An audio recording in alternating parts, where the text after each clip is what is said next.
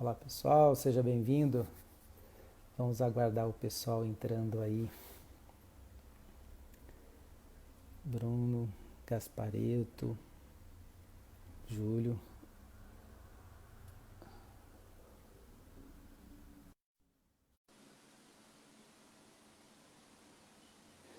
Estamos aguardando aqui a conexão com o Giovanni. É, amigo Giovanni. Como é que tá, Kelly? Tranquilo, meu patrão? Bom dia. Ô, meu caro, que honra estar aqui, viu, cara, com você. A De honra é toda verdade. minha. Muito obrigado pelo convite. Saudade de você, cara. Muita saudade de Ô, você. ô, meu caro, também, viu? Espero aí Era... que esteja passando por esse momento difícil, mas no aconchego da família, viu? Amém. A mesma coisa para você. Era para a gente estar se encontrando agora, para ter se encontrado agora no final de maio, né? Lá em Pois Natal, se é, encontrar de novo em pois Jeri, é. mas tudo no tempo de Deus. Amém, amigo.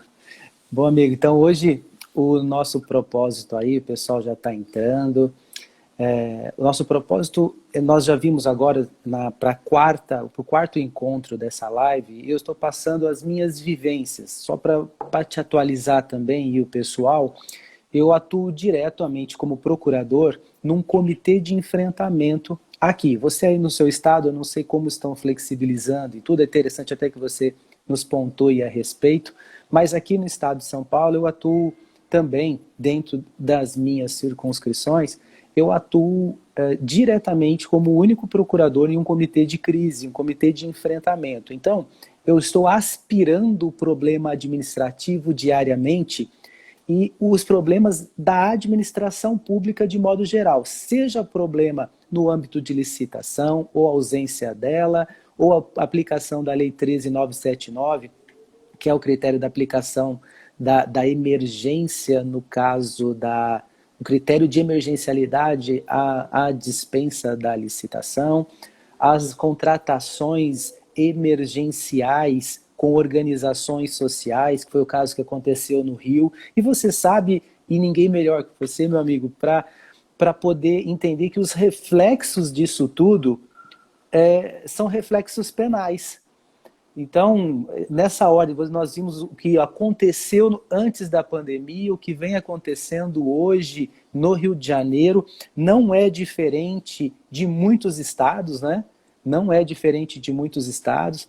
Então, qual é o teu conceito em cima de tudo isso? O que você visualiza? Porque nós temos hoje elementos basilares e principiológicos para aplicar a pandemia, mas são norteamentos de hermenêutica pré-pandemia.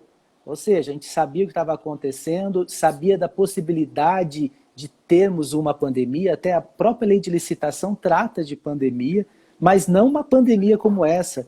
Então nós temos situações de excepcionalidade no ordenamento jurídico, mas nunca, pelo menos nessa nossa geração, experimentado esse dissabor que vem acontecendo hoje.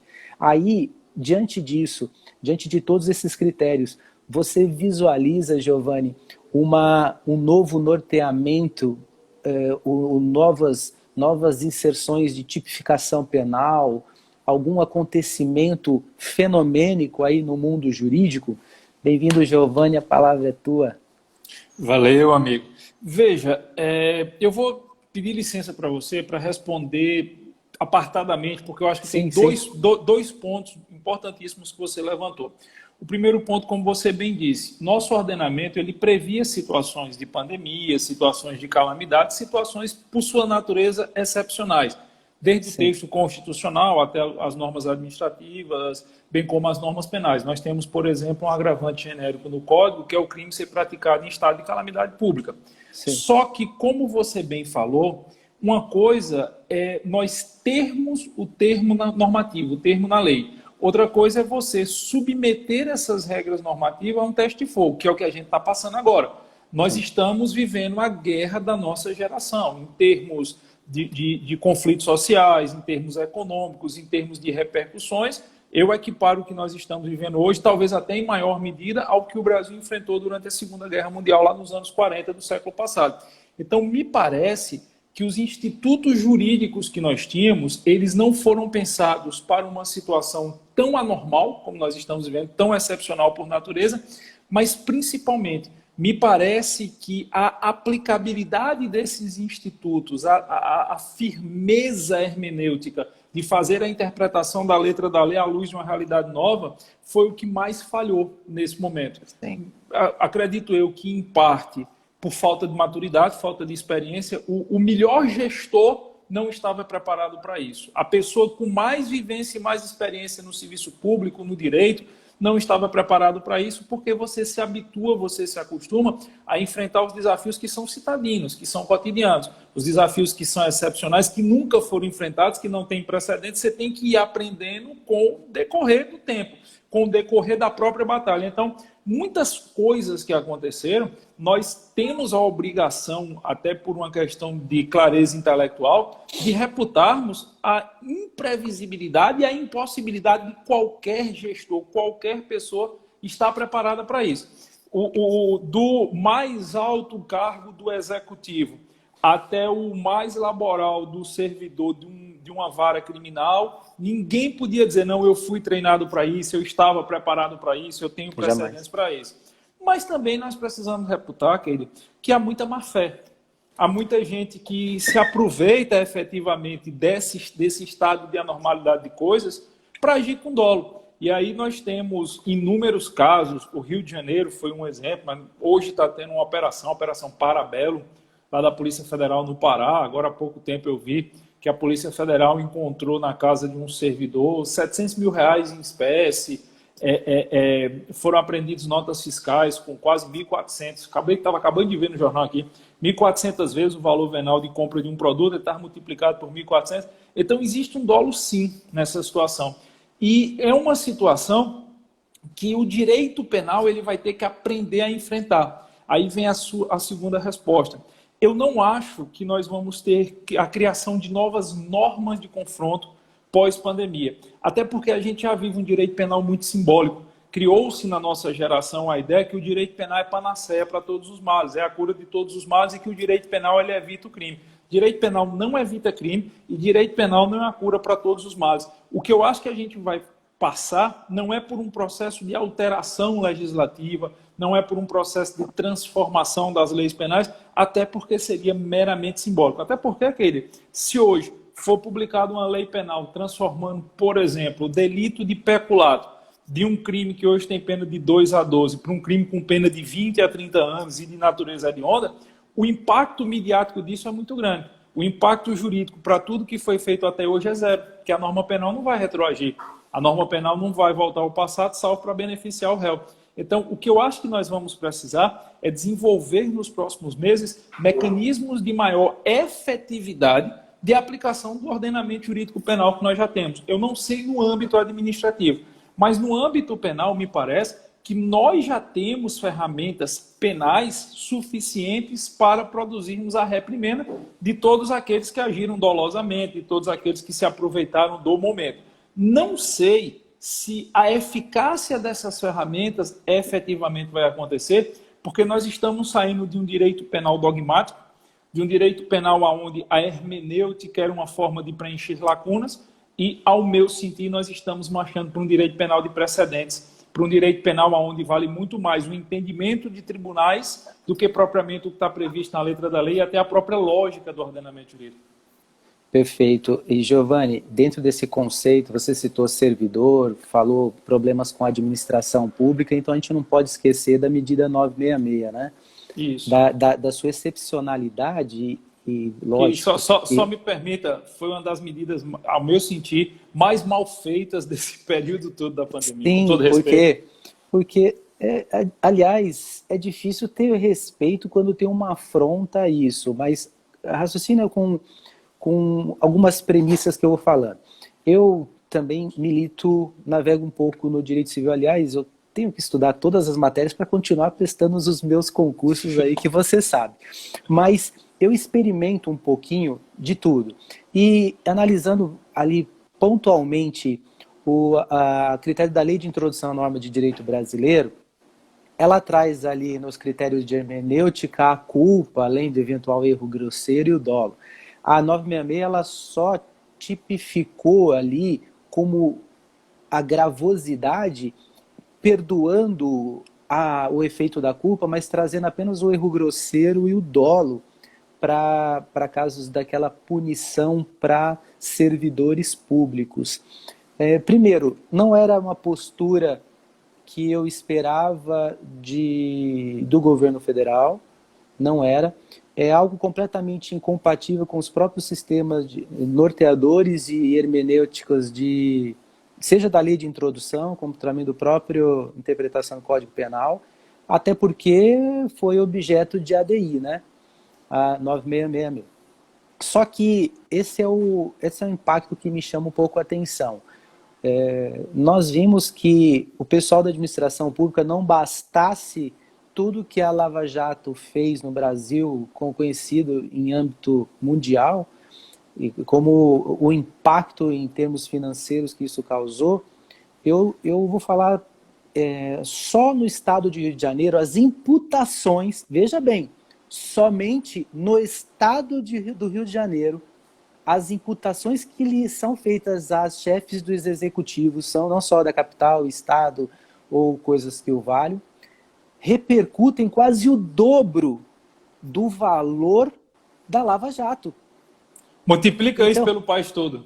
Multiplica o país todo, tá? Eu não estou excluindo o meu estado, o meu município, eu não estou excluindo de ninguém. Eu estou falando assim, somente ali. Aliás, detalhe, somente o que foi imputado para o governador ali, somente naquela OS, se eu não me engano, Iabas, a imputação ali daquele contrato foi de 800 e pouco. Quer dizer, só ali já passou a Lava Jato, né? Então, você imagina o exemplo hoje negativo que nós vamos repercutir. Daí vem a pergunta.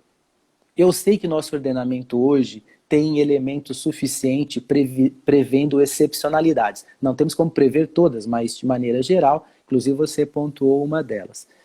E excepcionalmente, negativamente, trouxemos a informação da 966. Só que o questionamento agora, será que quando não só da descrição do tipo, mas da cominação da pena, será que o sopesamento dessa pena está vendo o peso de uma pandemia? Porque nós já experimentamos Rio de Janeiro com pandemia, com calamidade pública de enchente, com calamidade pública por falta de recursos públicos por causa de governos passados. Então, voltemos então à situação do Rio de Janeiro, apaixonado pelos cariocas, mas nem tanto pelos poderes executivos que lá tem. Mas como você visualiza? Você enxerga que a combinação que dá as penas dos nossos tipos penais, frente ao que vem acontecendo, você enxerga satisfatório? Eu sei que não podemos retroagir, mas você acha satisfatório? Por isso que eu falo de alteração no sistema penal. Não, eu acho assim que em termos de reprimenda penal, nós vamos bater sempre na premissa da proteção da eficiente. Nós estamos falando de pessoas que, se forem condenadas, se vierem a ser condenadas em sentido estrito mesmo assim, sentença transitada em julgado, com todas as imputações de penas, como você disse, só o que é imputado ao governador do Rio de Janeiro supera tudo que a Lava Jato aferiu como ilícito penal. Desculpa que a internet caiu. Em termos de valores. Então, se você tiver uma condenação, você vai ter uma condenação, vamos extrapolar aqui, de 20 anos, com a soma das penas. Certo? 20 anos é regime fechado. Não tem nenhum crime hediondo na história. Progressão de regime dá-se aí, dependendo da situação, com 16%, 20%, vai depender da idade também. Mas vamos que o indivíduo vai passar aí 3, 4 anos em regime fechado. A reprimenda é ínfima face a todo trauma, face a todo prejuízo, face a tantas vidas, a tanto sofrimento que a conduta produziu. Eu vou te dar um exemplo, fugindo um pouco do Rio de Janeiro, mas também tão similar. Aqui no Nordeste nós temos o Consórcio Nordeste. O Consórcio Nordeste é formado pelos 9 estados nordestinos, onde os governadores eles fazem compras em lotes dentro desse consórcio. Aparentemente, uma excelente ideia, porque se eu compro em grande quantidade, eu tenho como barganhar preço, eu tenho como barganhar preferência de entrega. E o Consórcio Nordeste, ele comprou respiradores que foram comprados por 4, 5 vezes. Tem respirador aqui que são em média por R$160 mil e que simplesmente não foram entregues. E tem muitos estados aqui do Nordeste que os únicos respiradores que chegaram para as UTIs, para as CTIs, foram as que foram enviadas pelo governo federal. E aí você imagina, por exemplo, aquelas pessoas que morreram em uma maca num corredor de hospital precisando ser entubadas na UTI e não tinham porque pura e simplesmente preferiram fazer uma compra que desde a sua origem já era nefasta, era nebulosa, sabia-se que não ia entregar, que existia uma série de interesses escusos. Você pega um caso desse aí, o governador desse aí vai pegar o quê? 8 anos de pena, 9 anos de pena, vai talvez cumprir um regime semiaberto, pegar abaixo de 8. A imagem que você passa é que o direito penal nunca será suficiente para trazer uma reprimenda que consiga minimamente dizer, olha, nós, enquanto sociedade, nós repudiamos isso. Nós, enquanto sociedade, nós entendemos que isso é algo nefasto, não deve se repetir. Mas, vou dar um outro exemplo. Aqui em Pernambuco, especificamente, a Prefeitura da cidade do Recife autorizou a compra de respiradores por uma empresa veterinária que o cara estava desenvolvendo um respirador e só tinha sido testado em porcos. Isso não é uma ilação, isso é fato, os vídeos e os contratos publicados no Diário Oficial da Prefeitura. Essa situação, além de ser um crime, é uma situação aviltante, é uma situação de afronta. E a reprimenda para esse crime nunca vai ser suficiente, pelo menos para passar a imagem para a coletividade. Olha, o direito penal está preocupado em punir essas pessoas. Mas sabe o que me preocupa mais? Não é nem a proteção deficiente, porque, por menor que seja a pena, se ela existir, pelo menos ela pode impedir o cara de se candidatar de novo, ela pode servir de uma mácula, porque para o político, a mácula que o impeça a reeleição, muitas vezes é até mais danosa do que a própria aplicação de uma pena privativa de liberdade. Mas sabe o que mais me preocupa? É que a maioria desses crimes vão prescrever. E sabe por que a maioria desses crimes vão prescrever? Porque o sistema de justiça brasileiro, ele é feito para a sentença não transitar em julgado, ele é feito para o dinheiro acabar. Eu sempre brinco com os meus alunos dizendo assim, sentença não transita em julgado no Brasil, o que acaba é dinheiro para sustentar o processo. Por quê? Governador desse tem competência prerrogativa da função face ao STJ. Parece uma coisa boa. Vamos para o STJ, já evita aí, já não tem duplo grau recursal e tal. Mas existem processos no STJ, como foi o caso de Paulo Maluf, na época de governador, que durou 20 anos. A gente está falando de um processo que corre em tese, em um tribunal superior, onde a competência por prerrogativa da função já daria uma certa celeridade, e que se leva 20 anos para ter uma apreciação. Então, o que me parece é que nós vamos ter um processo de forte atuação da Polícia Federal, numa fase primária, numa fase de investigação. Esses processos vão ser judicializados, e daqui que esses tribunais superiores venham a prolatar uma decisão, se prolatarem antes da prescrição, o impacto dessa decisão ela já vai ter se esvainecido no tempo. Para encerrar e te devolver a palavra, eu sempre digo que quando nós estamos punindo políticos no Brasil, a gente precisa lembrar que a punição no tempo ela é como uma onda num lago. Se eu solto uma pedra num lago plácido, no momento em que a pedra cai e próximo à queda da pedra, eu vou produzir ondas que podem ser percebidas. Com o tempo, essas ondas vão se distanciando, e daqui a pouco o cidadão quase nunca percebe. É o que eu acho que vai acabar acontecendo.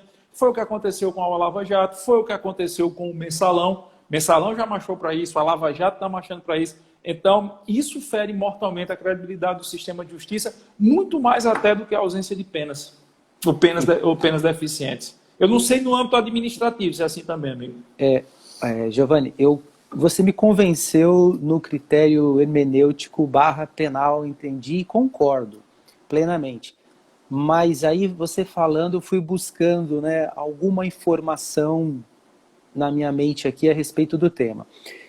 Agora, medidas cautelares processuais, ainda de caráter penal, poderiam ser mais eficazes, porque eu sei que não existe a satisfatividade plena no penal.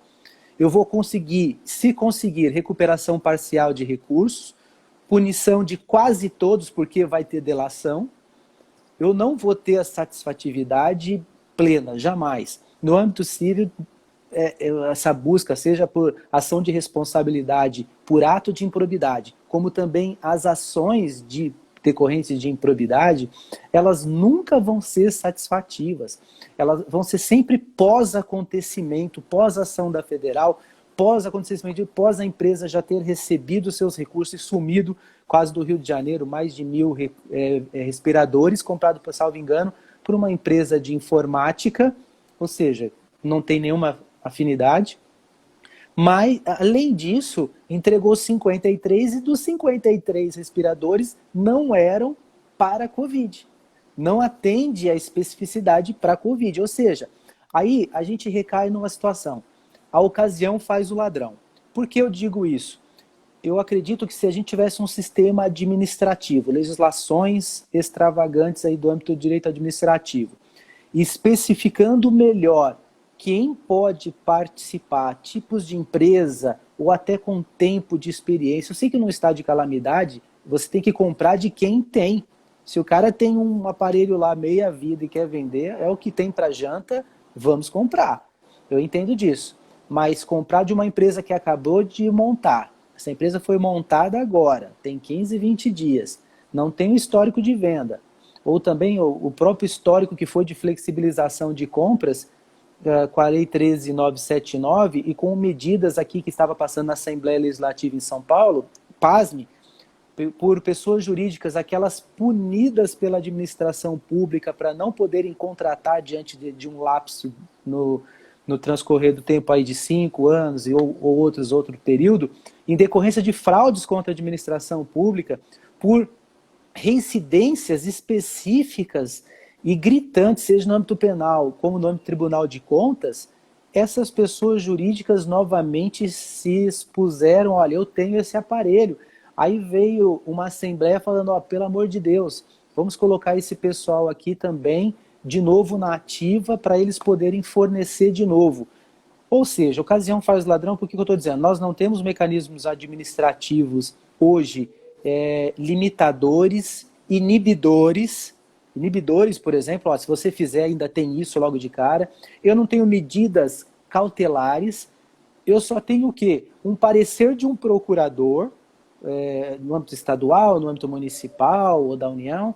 Eu só tenho um parecer opinativo falando, olha, não aconselho fazer. Mas se, olha que detalhe, se o secretário chegar e fala, bate no peito e falar o seguinte, pode comprar assim que eu assumo o risco, quer dizer, de nada valeu aquele parecer, aquele secretário, ele age por conta própria, a compra pode ser feita. Não existe elemento justificatório. Aí depois a gente olha para o direito penal e fala, meu Deus, me socorre. Não, ele vai falar assim, ó, soubesse ali direito com quem você faz negócio, veja direito com quem você casa, sabe? E não venha buscar a satisfatividade aqui no direito penal. Eu entendo isso. E assim, desculpa te atrapalhar, mas nada, só fica à vontade. Para te jogar levantar mais uma bola para você. Mesmo estando em estado de pandemia, de calamidade, o nosso país é um país que tem um parque industrial desenvolvido, que tem empresas que abastecem o setor privado. Então, assim, tudo bem, a gente compra de quem tem para oferecer. Mas eu entendo que tem muita empresa idônea que tem para oferecer para o Estado. O problema é que muitas empresas idôneas, elas às vezes têm até medo de negociar com o Estado, porque o Estado se retroalimenta num ciclo vicioso. Você tem aqui, desde que eu me entendo por gente, se fala aqui dos escândalos de um grupo econômico chamado Casa de Farinha, desde a época de Eduardo Campos, aqui em Pernambuco. E aí, não, é improbo, não pode negociar, a empresa fechada. Aí vem uma nova necessidade, vem um enchente, aí volta as mesmas empresas, volta as mesmas pessoas. E eu acho que isso acaba afastando as empresas sérias, que têm condição de entregar um produto bom por um preço razoável, que estão dispostos a bancar o risco de negociar com o Estado, e você acaba retroalimentando um ciclo vicioso. Você não acha que isso também ocorre, não, amigo? Acho perfeitamente e concordo. Eu vou falar na prática. Hoje eu venho acompanhando todos os comitês de enfrentamento de crise e tal, de pandemia, em vários estados. No seu ainda não visualizei. Em algumas cidades pontuais aqui do estado de São Paulo. E o que eu verifico é que ações são tomadas depois comunicadas ao comitê. Nós não estamos tendo, olha, um estudo feito pelo comitê para saber o sopesamento, necessidade, olha, se compra realmente da empresa tal, não compra. Quer dizer, se foi criado um comitê além desse comitê, tem uma comissão que é da saúde, certo? Essas pessoas, esses membros, de modo geral, eles não estão sendo instados, não estão sendo provocados de maneira pretérita. E sim, olha, eu estou referendando o ato apenas, sabe? Estou referendando o ato agora e ponto final. Eu vou agir, bato no peito, é assim, preciso de tantos respiradores. Só que o que a gente vê em muitas cidades, em capitais e grandes metrópoles, e eu venho acompanhando pontualmente, médicos jogando em redes sociais, deputados estaduais, federais, vereadores gritando para o mundo para falar, pelo amor de Deus, judiciários, legislativos, estaduais, Ministério Público, é só eu que estou vendo que esse hospital de campanha não tem uma pessoa internada? Ou que esse hospital de campanha tem 3 meses montado, não tem colchão, só tem o hospital propriamente dito, mas muitos recursos já foram destinados para lá. Quer dizer, você concorda comigo que hoje, com essa flexibilização, é porque nós já estamos no epicentro ou passado dele, a depender da região / estado. Então, é óbvio que tem que caminhar junto com a economia, mas muitos estão se preocupando, e eu vou falar, a maioria, tá? Mais de 70% dos municípios no Brasil inteiro estão se preocupando com hospitais de campanha agora, depois de passar do epicentro. E detalhe, depois que outras cidades já se desfizeram dos seus hospitais de campanha, porque entenderam que agora já passamos epicentro, vamos ter menos, essas empresas que tinham hospitais sobrando começaram agora a vender hospitais de campanha para outras que já passaram o epicentro. E detalhe, existem hospitais de interior com 18 respiradores, sabe? Cidades assim que não havia necessidade, porque tem sistema cross, tem sistema de saúde, tem sistema... Então, uma coisa... E cidades que nunca tiveram UTI para o resto da doença do mundo todinha, agora estão montando UTI para Covid. Está ouvindo? Não, estou ouvindo perfeito. E o que é absurdo de tudo isso, porque a gente tem que colocar a problemática para toda a problemática tipificar, amoldar, né, as estruturas, seja penal ou administrativa, mas eu estou te dizendo isso porque nós partimos do pressuposto seguinte, olha, que nem você começou falando, ninguém tem autoridade para falar de Covid, nem na área da ciência, nem da administração pública, e nem na área penal ainda suficiente para falar o seguinte, olha, vai ser assim daqui para frente ou não vai ser assim, olha, para critérios de saúde, aborde dessa forma que vai resolver na sua cidade. Hoje nós não temos critérios mínimos basilares para tocar isso. Mas, apesar de não ter, bom senso todo mundo tem que ter. Se você não teve hospital de campanha antes e durante o epicentro, você vai comprar depois. E outra, você compra uma capacidade que você nunca vai atingir. Então, até onde isso? Por exemplo, aqui em São Paulo... Eu tenho uma teoria que justifica isso. Não é uma teoria hermenêutica, mas é uma teoria muito prática. Dizem que o sonho de todo gestor que quer dilapidar o erário público é ele poder fazer compras que não são auditáveis. Porque o que é auditável é fácil ele cair lá na frente. Por exemplo, você auditar EPI. Depois de uma pandemia, olha, nós compramos aqui, sei lá, 500 mil luvas de procedimento. Ok, vamos contar quantas usaram. Ninguém conta, é impossível.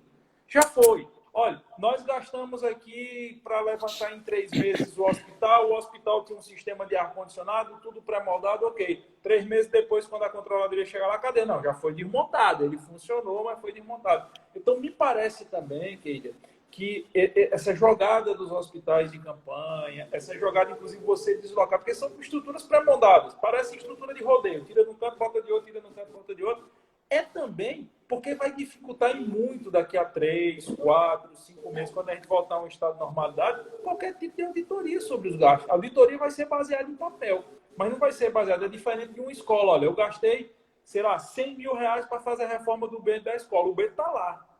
Um hospital de campanha não vai estar, me parece isso também. Olha, o que eu venho acompanhando também, alguns comitês, seja de cidade estaduais, falando o seguinte, olha, comprou-se 500 mil luvas, ou IPI, de modo geral, a gente tem informação da compra, mas a gente não tem informação de que nenhum hospital confirma o recebimento, sabe? Então, isso não tem realmente como controlar, mas a gente tem como sopesar. Porque se na época do Epicentro comprava 5 mil, depois do Epicentro comprou 500 mil, tem que ter uma justificativa. A questão de medicamento, sem contar a cloroquina, porque até onde eu sei, e tenho pessoas próximas, médicas comigo, e que atuam diretamente... Lê-se sua esposa, né? Lê-se sua esposa, para ser mais formal, apesar de cirurgiã, mas atua em hospital estadual e particular, ela estava narrando com os seus colegas, numa reunião muito grande de seus colegas, que a cloroquina estava fazendo efeito sim, e que ninguém consegue acreditar lendo informação, falando assim, olha, a OMS falou que a cloroquina produz mais efeitos negativos do que não. Até Anador, se você lê, você não toma. Já começa assim. Então o pessoal começa a ler a bula falando que a cloroquina faz mal. Então você não tome também Anador, porque você vai morrer. Porque se você leu a respeito do Anador da Neosaldina, você vai morrer também. Então, quando você pega essas informações, você verifica que, primeiro, hospitais, sabe aqueles containers? Então eles fizeram vários containers também para a Covid, dentro de várias cidades, vários hospitais estaduais e municipais. Até hoje, nem 80% teve uma pessoa.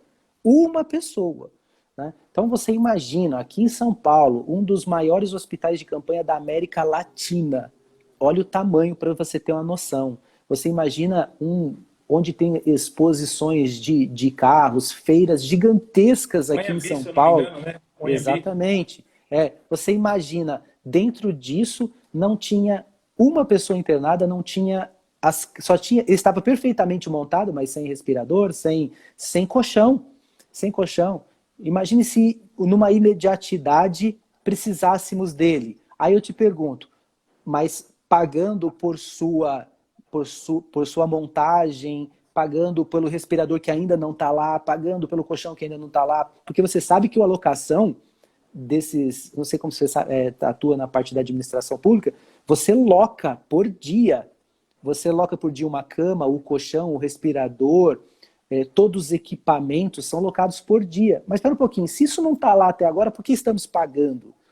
Então, são questões pontuais e subjetivas, e o que muito me assusta é porque o Tribunal de Contas já não colocou a mão, porque estamos esperando. Eu não quero ver prefeitos e governadores sendo responsabilizados. Não, eu quero ver prefeitos e governadores sendo impedidos de fazer errado, ou intimidados para que não façam, que tenha certo temor legal e sobre eventuais reprimendas pelo ato, afastamentos cautelares, sabe, sobre medidas intimidatórias mesmo, mas isso eu não estou vendo. Eu estou vendo ainda um judiciário esperando receber mais informações para julgar, até mesmo porque o mecanismo a ser adotado também não seria muito diferente, por isso que eu falo, nós não temos uma abordagem legal muito técnica para isso. Você vê o critério um pouquinho tímido para as buscas e apreensões que nós tivemos no Rio de Janeiro. Elas foram extremamente educadas, quase que pedindo, pelo amor de Deus, licença para eu olhar esse documento aqui, para algo gritante, que quer dizer, isso já vinha acontecendo há mais de meses e esperou-se gastar muito para agir. Então, eu não estou aqui para julgar quais foram os critérios, se estavam esperando maiores provas ou coisas para agir, mas acontece que a verdade é uma só, o dinheiro foi. O dinheiro foi. Os hospitais não vão ser construídos agora, pelo menos por essa empresa não, e nem tem como, né, por essa organização social. Mas eu estou vendo o quê? Já era possível antes, era possível você fazer uma contratação emergencial, e o critério de emergencialidade não era nada subjetivo, tá? Para a contratação de uma organização social. Ela tem toda uma obediência legal. Só que, para a pandemia, você abriu a porteira. Você pega lá o vizinho que tem uma OS, coloca lá dentro, ela sequer está habilitada no teu município, mas você joga lá. Detalhe, esta, você veja bem, esse Abas tem vários problemas no Tribunal de Contas. Agora você imagina comigo, como poderia dar certo, tá? Como poderia dar certo? Eu pego alguém que já tem vários problemas parecidos com o que aconteceu no Tribunal de Contas e eu coloco de novo, primeiro, eu reabilito essa organização social de novo no meu estado, porque ela não podia estar mais aqui porque ela foi desabilitada. Eu reabilito essa organização social para agora falar o seguinte, ó, vem aqui porque você vai fazer, eu espero que você faça um excelente trabalho. Estranho seria se tivesse feito. Estranho seria se tivesse feito. Agora eu pergunto, será que é só a gente que pensa assim? Será que um juiz federal que agora ocupa um espaço no executivo, ele não tinha esse conceito básico? Bom, essa organização social ela teve uma reprimenda, tanto é que ela foi descredenciada aqui. E aliás, hein, aqui no Tribunal de Contas de São Paulo e também em vários outros municípios não foi diferente, tá bom? Não foi diferente. E espantosamente, ela ressurge, a Fênix, lá no estado do Rio de Janeiro. Detalhe, vamos pontuar, aqui em São Paulo também, chega de novo e olha, pegando contratos emergenciais em medida de ponta. Aí eu penso o seguinte, se eu quero fazer algo certo e correto, eu vou atrás de duas coisas. De alguém que não tem experiência negativa, mas tem condições de dar uma satisfatividade. Agora, se eu vou atrás de uma empresa que deu problema, qual que é a minha intenção? Eu te pergunto. Então, fala para mim, Giovanni, se a gente tinha oportunidade de errar. Erro. Aí é que tá, não é erro, é intencional. Não tem como Então, você imaginar como que é você erro. alega, como é que você alega erro grosseiro da 966? Então, não sei se eu estou aspirando isso diariamente dentro de um comitê, também como procurador, diariamente em licitações. Rodrigo aí, Alex, pessoal que me acompanha diariamente, está nos acompanhando, inclusive segue você também, eu tenho você como um grande admirador, viu? Aliás, qualquer dia eu vou ligar para você conversar com eles, gostam muito de você, Giovanni. Inclusive algumas pessoas vieram falando qual que é o tema aqui do nosso encontro. Nós falamos no começo e reiterando agora, nós estamos falando de momentos jurídicos durante a pandemia. Como será essas situações com a administração pública também pós-pandemia, né, Giovanni? É isso que a gente está tratando aqui. Essa possibilidade ou não, na verdade, é mais um bate-bola. Por quê? Porque a normatividade a gente já tinha antes. A gente quer saber se vai ser possível. Aí, cutuco você novamente, Giovanni. Será que, concordo com você, alteração legislativa pode não ter, talvez medidas cautelares satisfativas também podemos não ter, mas pergunto, critério subjetivo e hermenêutica, você acha que não vai mudar, não? Eu queria ter esperanças, eu queria trazer uma voz de esperança para você. Eu queria dizer que eu sou uma pessoa que acredita numa mudança radical, mas o tempo de estrada que nós temos aí, lecionando direito, acaba nos mostrando que a realidade não vai ser tão satisfatória assim. Você foi perfeito em todas as suas colocações, inequívoco. É aquela história, se eu negocio com quem já deu vários problemas, eu tenho certeza que vai dar problema e eu quero que dê problema. Por quê? A gente costuma dizer no direito penal que quando você quer ocultar alguma coisa, você tem que negociar com quem precisa ocultar alguma coisa. Se você quer ocultar, você não pode negociar com quem só trabalha às claras, porque vai dar ruim para você. Então, toda essa estrutura me parece uma estrutura montada para dar errado.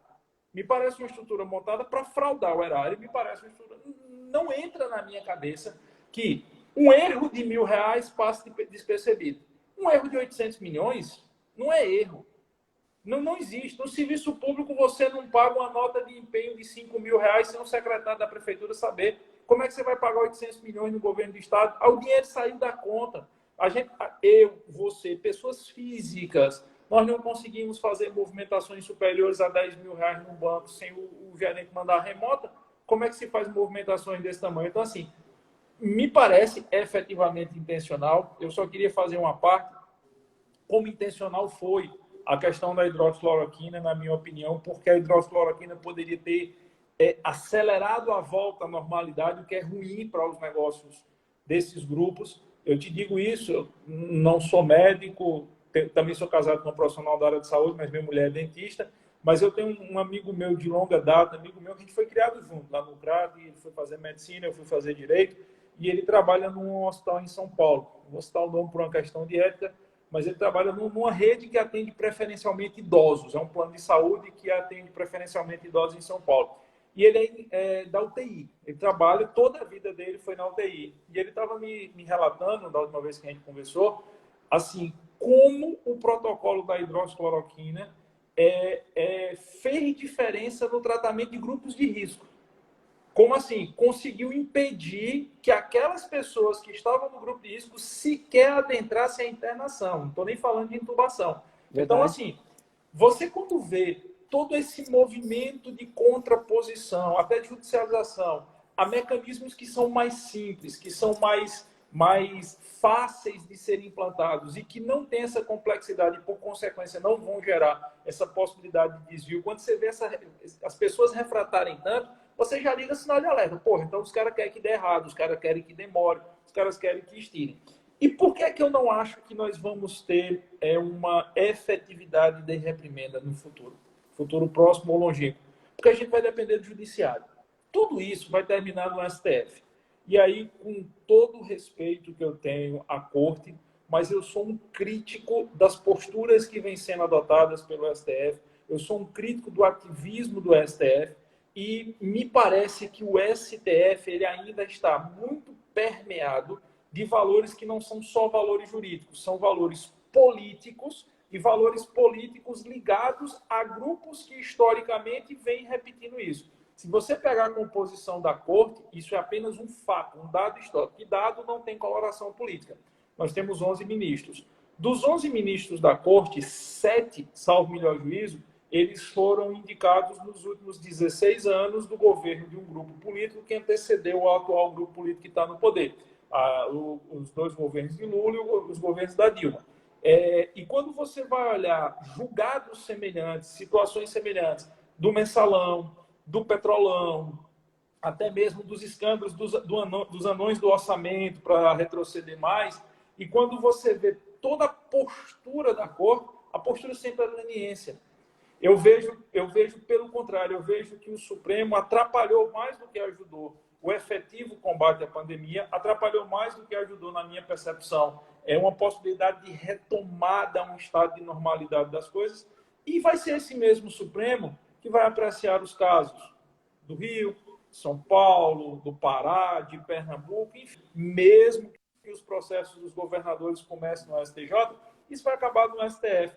E o que me parece é que você vai ter a mesma mutatis mutandis, salva aí uma hecatombe jurídica, mas a gente vai ter a mesma repetição do estado de coisas que aconteceu no passado. Então, eu não sou esperançoso em relação a isso. Qual é a minha esperança? Minha esperança é barrar a sangria. Eu acho que a gente vem numa sangria muito grande. Acho que vai se conseguir barrar a sangria pela atuação da Polícia Federal e também pela pressão da opinião pública, mas o mal que está feito não vai ser reparado. E não acho, de coração, que você vai conseguir transformar isso num exemplo para evitar que no futuro se repita. Porque quando houve o mensalão, todo mundo dizia, não, agora o mensalão é um exemplo, não vamos mais ter problema, porque todo mundo vai ficar com medo. Aí veio o petrolão. Ah, não, agora o petrolão é o exemplo, todo mundo vai ficar com medo. Aí veio o covidão. Ah, não, todo mundo... Não vai. É um ciclo vicioso que vai continuar se repetindo enquanto você não tiver uma corte superior, principalmente um STF, que ele se paute não a favor de um ativismo, mas a favor de uma atuação preditiva, não é nem preventiva, é preditiva, de começar a criar precedentes, começar a criar jurisprudência que iniba esse tipo de coisa. Mas eu não acho que essa composição dessa corte aí vai fazer isso, e não acho que a corte vá mudar a sua composição num curto espaço de tempo aí, talvez de uma década ainda não seria suficiente para mudar esse estado de coisas. Desculpa aí não ter essa esperança, mas é a forma que eu enxergo.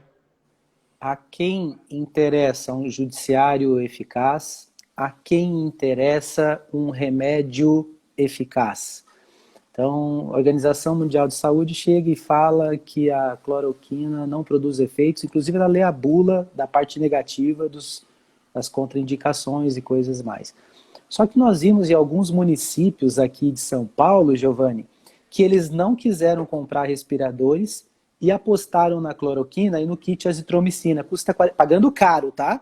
Detalhe, pagaram caro também. Pagaram um kitzinho para a população, R$40, daqueles que começaram com sintomas. Não teve ninguém internado. Quer dizer, ninguém pegou a base dessa cidade. Aliás, acomodaram as informações lá muito pontuais. Porque até onde mais é conveniente comprar um kitzinho de cloroquina e azitromicina do que 160 mil num respirador. Então, até onde isso é provável? E o que eu acho mais absurdo, nós temos aí empresas gerando informações no mercado, inclusive fomentando a própria Rede Globo. E o que eu acho mais engraçado é o seguinte, eu conheço funcionários da saúde dessas empresas em que é o seguinte, essas empresas falam o seguinte, olha, cloroquina demonstrou que causa mais malefício do que benefício, ela não dá essa eficiência que falavam, então vamos suspender.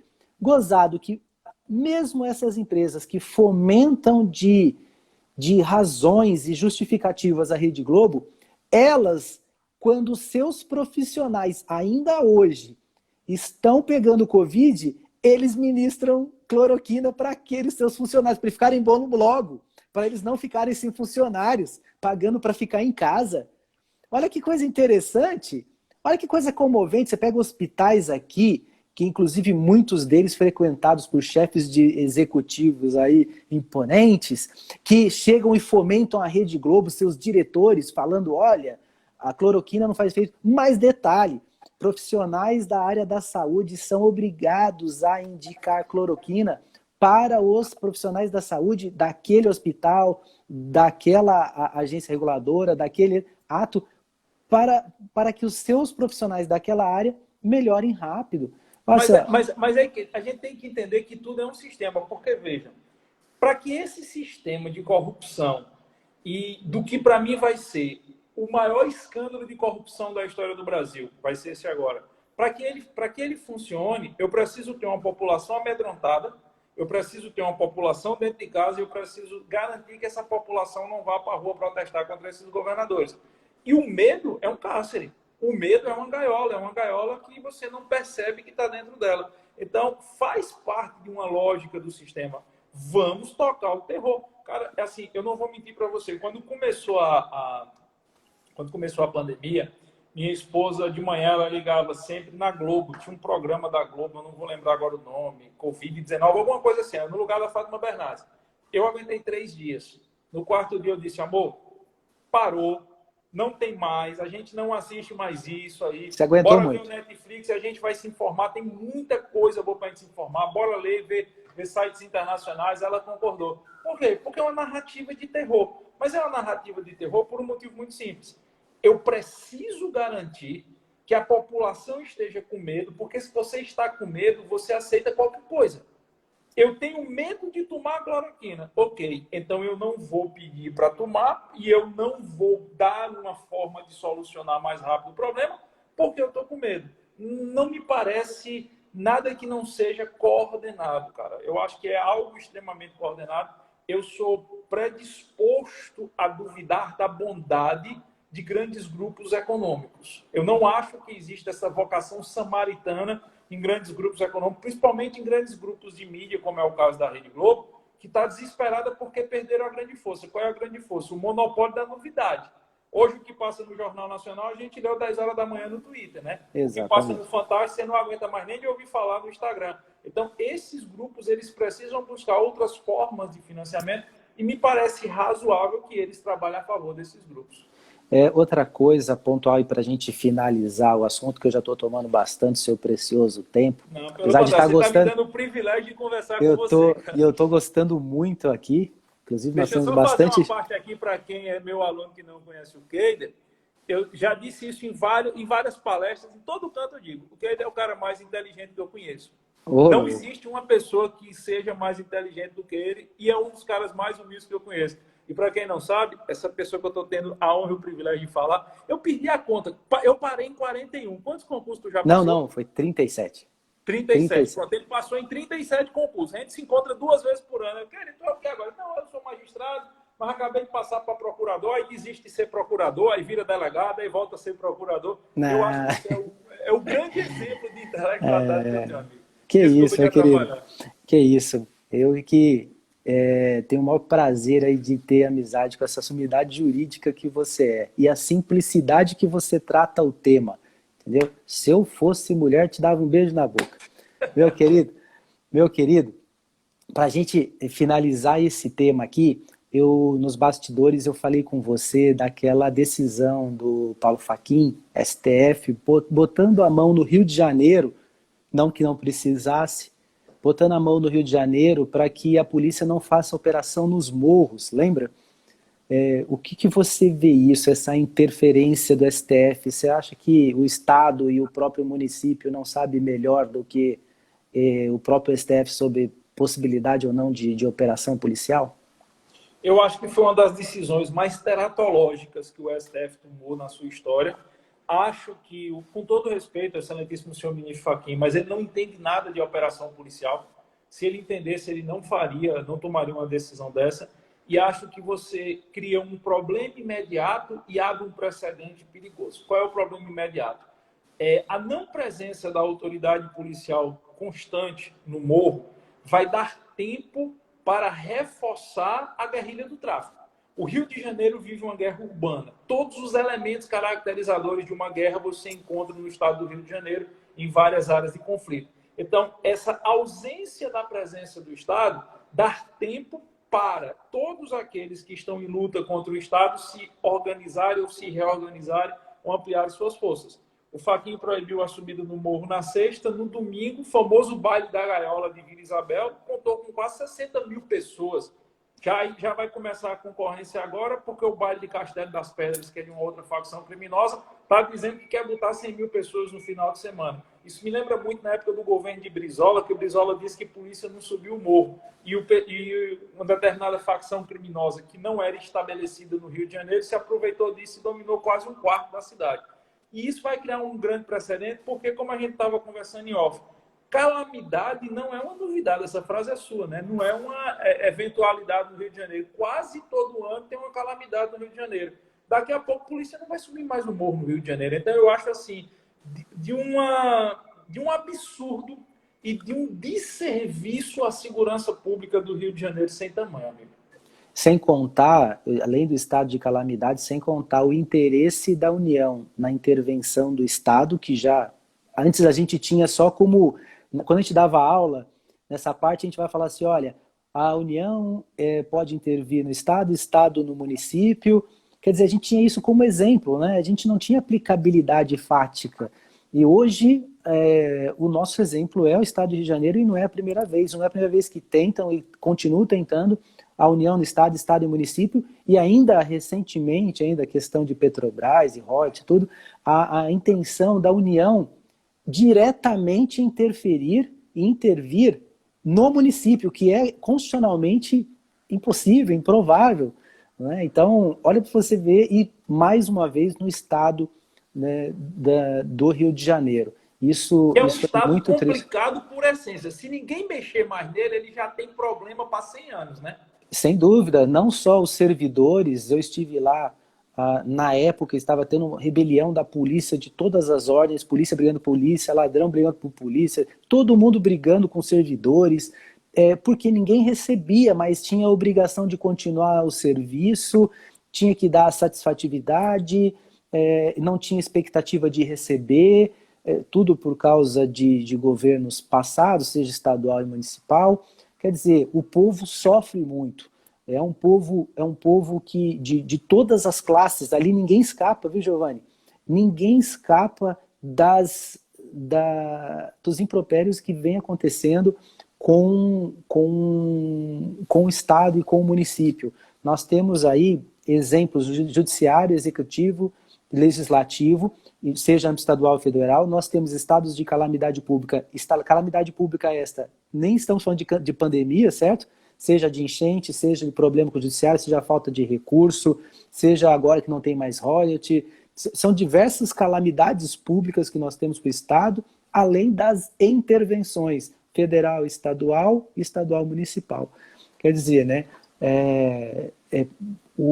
eu prefiro continuar vendo o Estado de Rio de Janeiro como fadado de pessoas lindas, maravilhosas, pessoas que conquistam vários espaços em concursos públicos, que eu continuo prestando e vou sempre vendo as pessoas ali concorrendo comigo, pessoas que estão lá, pessoas simples, recebendo obrigações, a falta de tutela do Estado, mas tem a cobrança, mas por um outro lado você vê sua conta de luz aumentando, porque no morro tal não paga a luz, mas tem que tirar da luz daqui, você paga uma luz mais cara, é um estado que paga a luz cara, porque tem mais de, salvo engano, 700 e tanto, 800 morros, então é um estado que tem uma luz cara, né, paga uma energia cara, da mesma forma que nós estamos falando lá para cima, Roraima, tudo também da mesma forma.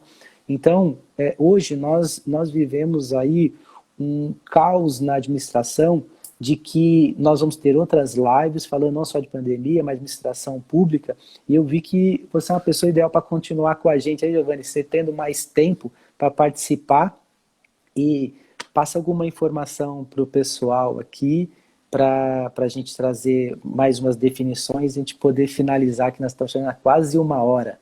Mas já temos bastante pessoas, pelo jeito essas 55 que estão aqui, e têm vindo mais, não estão saindo, pelo menos o assunto deve estar sendo interessante. Eu estou sempre à sua disposição, eu sempre digo que um convite seu é um comando e eu sou sempre um bom soldado para atender o seu comando, então na hora que você quiser, e já vou deixar um convite para você aqui, para a gente fazer uma live também daqui no meu Instagram, porque conversar com você é sempre um prazer e um privilégio, amigo. E vou querer muito. Que a gente se reencontre o mais rápido possível. Estou efetivamente saudade de você, saudade de todo o pessoal do Notório, saudade da galera aí, a gente precisa se reencontrar e matar essa saudade. É isso aí, meu querido. Eu vou agradecer também o pessoal do Notório, você, todas as pessoas que acompanham a gente agora e que vai continuar assistindo a gente no GTV aí, não é mesmo? Giovanni, forte abraço, carinhoso mesmo, agradeço de verdade. Beijo no seu coração, na família e na Nenê. Tchau, tchau.